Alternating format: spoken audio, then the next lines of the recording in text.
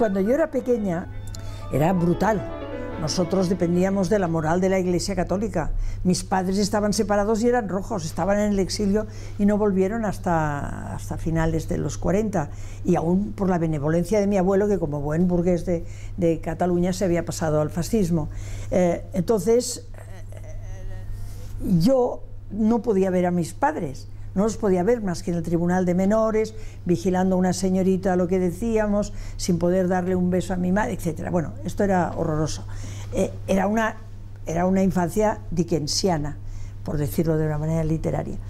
Y yo recuerdo que cuando era pequeña, que a mí me gustaba mucho escribir, yo pensaba, cuando sea mayor, seré escritora, y yo ya tengo un argumento de una novela, ya está.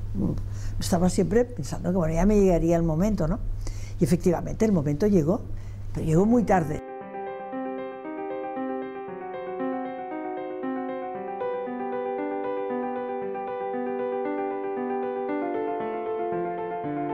Lo que se vivía de miedo en las ciudades y en los pueblos y en todo el país llegaba también a los internados, nos gustara o no nos gustara. Yo recuerdo muy bien que teníamos que, los primeros años, yo era una niñita de 6 años y teníamos que cantar El Cara al Sol. Si quieres te lo puedo cantar de memoria hasta el final, ¿no? ¿Todavía lo recuerdas? Claro, claro, recuerdo, como recuerdo no sé, recuerdo los misterios del Rosario o las letanías o te puedo cantar la misa in albis entera, desde el introito hasta el final, porque es lo que estudiaba entonces. Bueno, y la lista de los Reyes Godos también.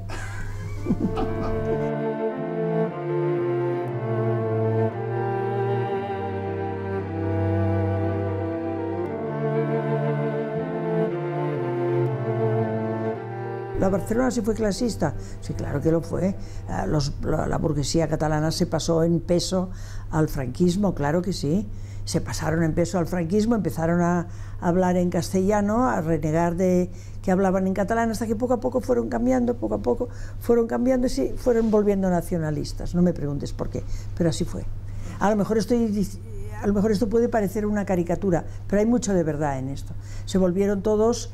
El catolicismo que tenían era un catolicismo muy franquista y entonces cogieron un catolicismo que les parecía un poco más moderno y había unos sacerdotes que estaban muy bien y que intentaron convocar a su alrededor, eran más cultos, a una serie de gente y entonces fueron cambiando. Entonces la burguesía adquirió, digamos, como si se hubiera limpiado un poco, porque nunca nadie lo reconocía.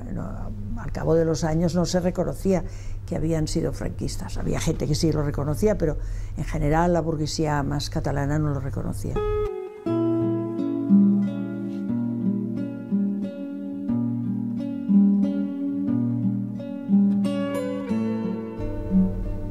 Este país no tiene pasado. Este país no tiene pasado. La maldición de Franco, además de habernos dejado 40 años de dictadura y tantísima corrupción, y tantas otras cosas que es que a los vencidos los dejó sin futuro, a todos. Unos porque los mataron, otros estuvieron en la cárcel, otros estuvieron en el exilio y no pudieron volver, y los hijos que estaban en las ciudades, pues los pobres ni siquiera podían ir al auxilio social. Yo tengo una íntima amiga de mi familia, una señora mayor que estaba casada con un anarquista, que se le murieron, de los 5 hijos que tenía, 4 se le murieron de hambre porque no la aceptaron en el servicio social, porque su marido era anarquista y se había marchado y estaba en Toulouse. Quiero decir que no. Se sabía todo lo que pasaba.